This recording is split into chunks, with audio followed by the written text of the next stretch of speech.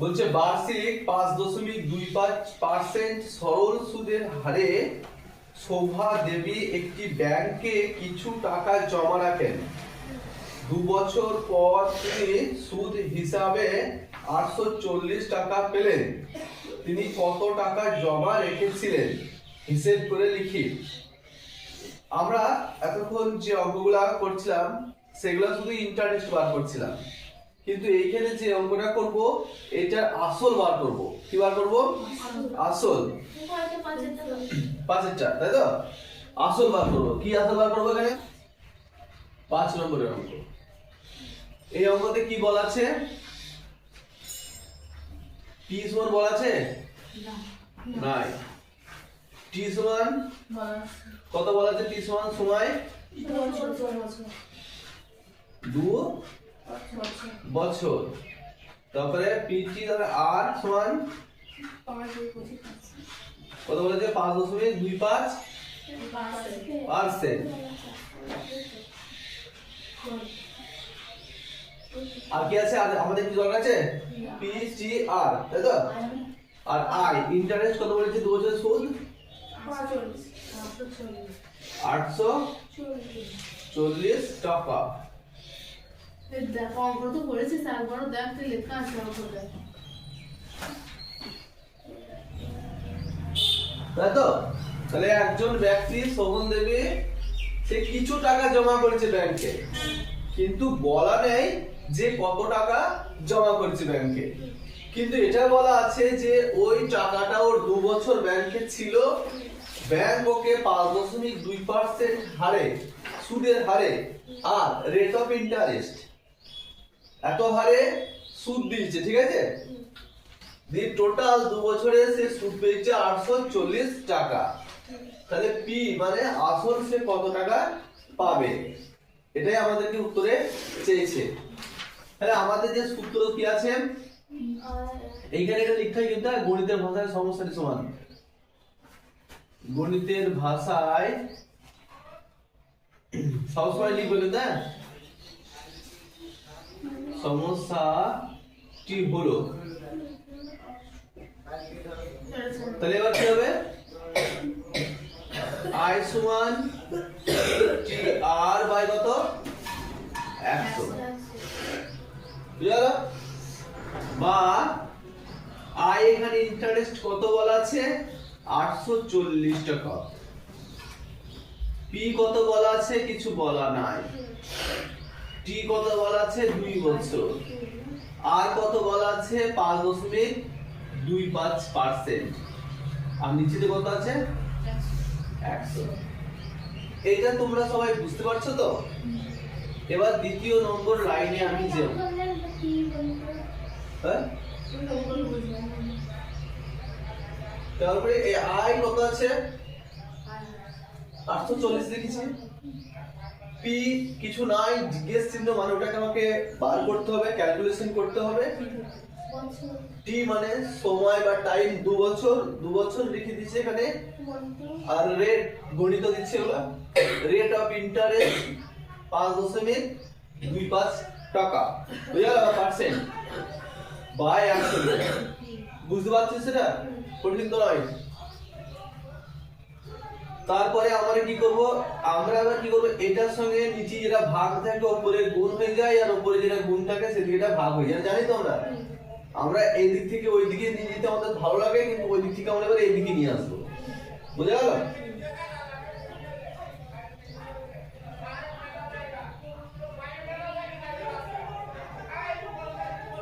তাহলে 840 গণিত এটার সঙ্গে কি হবে? এটা গুণ হয়ে যাবে, তাই না? এবার উপরে গুলা কি আসবে? সব নিচেই হয়ে যাবে। কত আছে? 5.25, তাই তো? গণিত কত আছে এখানে?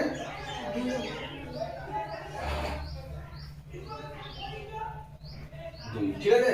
আর সমান এখানে কি পড়ে থাকলো? p পড়ে থাকলো, ঠিক আছে? প্রথম 2 জায়গায় আগে ভাষায়, ঠিক আছে? তাহলে প্রথমে আগে শুরু করি। 2 মানে কি 50 ধরে কত? 100, ঠিক আছে? 5 10 কত? 50। 5 দিকে উঠে 5 থেকে 5 5 50 25 ঠিক আছে 105 আবার 5 দেবো 5 দুগুণে 10 5 দুগুণে 10 5 থেকে 5 4 21 84 বুঝলেন 21 কে 4 দুগুণ করলে 840 ঠিক আছে সলিউট গেল তাহলে আমরা উপরে কমপ্লিট হয়ে গেল কি থাকলো তো পি থেকে এখানে নিচে গেলাম পি সমান কি থাকলো মানে 4 40 গুণিত 2 গুণিত কত 100 ওকে পি সমান কত হলো আমার 4 দুগুণে 8 40 দুগুণে 80 80 কে 100 গুণ করলে কত হবে 80 লিখব তাই তো তাহলে 80 কে 40 দুগুণে 80 তো কি করবে না আর 100 গুণ করলে মানে 200 বেশি লিখব তাহলে 8 হয়ে যাবে তিনি ব্যাংকে 8000 টাকা জমা রেখে ছিলেন হয়েছে এটা উত্তর তো আর আগের দিন তো ভালো করে বুঝিয়েছিলাম পি মানে কি আসল মানে তিনি কত টাকা জমা রেখেছিলেন সেটা বার করতে হবে ওইটাই তো আমাকে বার করতে বলেছে বুঝতে পেরেছিস তো আগের দিন আমাদের ওগুলা দেওয়া ছিল আইটাকে বার করেছি কিন্তু ইন্টারেস্টটা কি বলে দিয়েছে এখানে কিন্তু আসলটা বলেনি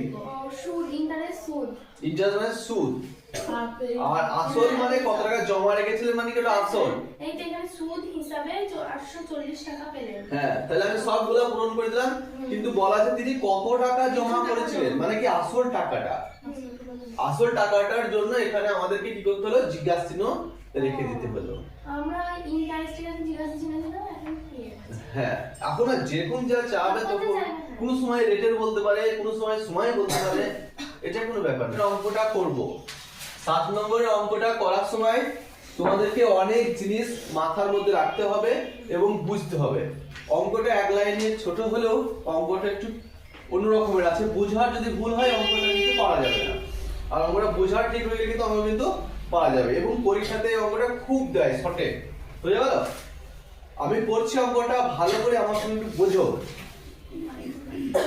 বলছে বার্ষিক 6% সরল সুদের হারে কোনো টাকা কত বছরে দ্বিগুণ হবে হিসেব করে লিখি এইখানে অঙ্কটার মধ্যে কোনো জিনিসই আমাদেরকে স্পষ্ট করে বলে দেয়নি একমাত্র সরল সুদের হারটা কি করেছে বলে দিয়েছে আর কিন্তু কিছুই কিন্তু এখানে আমাদেরকে একটা জিনিস প্রথমে লিখতে হবে যে মনে করি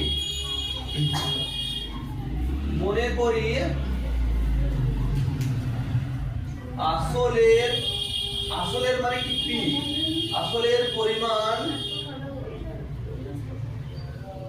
সমান 1 টাকা ধরলাম কত ধরলাম 1 টাকা তাই না এবার কি বলেছে আসলের পরিমাণ 1 টাকা হলে পরে কি হয়েছে যে তখন দ্বিগুণ হবে তাই না কত বছরে দ্বিগুণ হবে তার মানে কি তাহলে আসলের পরিমাণ যদি 1 টাকা হয় তাহলে সবৃদ্ধি মূল সমান দ্বিগুণ হবে নাকি না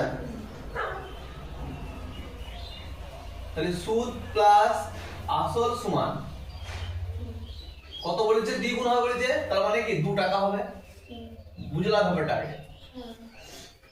কত দরকার নেই বুঝলাম মনে করি আসলের পরিমাণ হচ্ছে 1 টাকা ধরলাম মানে এটা বলা নাই নাকি সামান্য ছোট ছোট কথা আলোচনা করবি তো ওকে কে পড়াশোনা কথা বলবি এই যে মনোযোগ এই যে ডিস্ট্রাকশন তো তোদের মধ্যে তৈরি হবে এটা কি মাথা মন খুঁজলেও কিন্তু বাড়তি আর বুঝতে পারবি না এখানে যদি কনফিউশন দূর না করতে পারিস জীবনে কোথাও বুঝতে পারবি না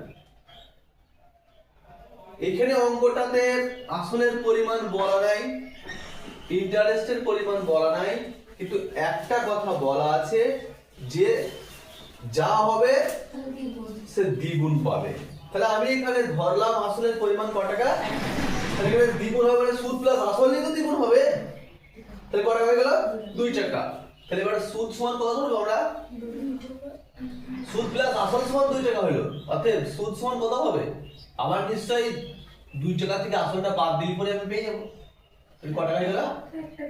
তাহলে আমার সুদ এখানে দাঁড়ালো 1 টাকা, আসল দাঁড়ালো 1 টাকা। সুদ মানে এখানে কত? সুদ মানে কি? আয়। কোন ক টাকা? 1 টাকা। এটা তোমরা প্রথমে লিখবা। তাহলে দেখো এবার আমি এখান থেকে এখানে করছি, p সমান কত পেলাম? 1, তাই কি না? i সমান কত পেলাম? 1। তাহলে এবার i সমান ptr এর সূত্রটা যদি করি কি হবে? i মানে 1 টাকা, আসল p সমান আসল 1 টাকা, আসলে আর সুদটা কত হলো? 1 টাকা। তাহলে p সমান এখানে এখানে কত হলো? 1, i সমান এখানে হলো 1, p সমান কি 1? t তো বলা নাই, t টা বার করতে হবে আমাকে। আর 6 বাই কত? 100। সহজ। এবার কি হবে? আমি বলছি কিনা যদি ওইদিকে t টাকে রাখি, এদিকে কোনাকুনি গুণ হবে, তাহলে কি 1 গুণিত 100 গুণ করলাম, আর উপরে গুলা নিচে গুলা কি যদি ভাগ হয়ে যায়, তাহলে 1 গুণিত 6 is equal to t। এই কাটাকাটি হবে 50 দুগুণে 100, 3 দুগুণে 6। এবার আমি ঘুরিয়ে দিলাম, t সমান সমান কত হলো? 50/3। তাহলে কত হলো? 50/3। এটাকে ভাগ করব, তাহলে 50 কে 3 দিয়ে ভাগ করো, 3 একে 3 16, 3 6 কত? 18, 2 কি হচ্ছে? তাহলে 16 পূর্ণ 2 3 বছর, কি সমান হবে? 16 পূর্ণ 2 3 বছর।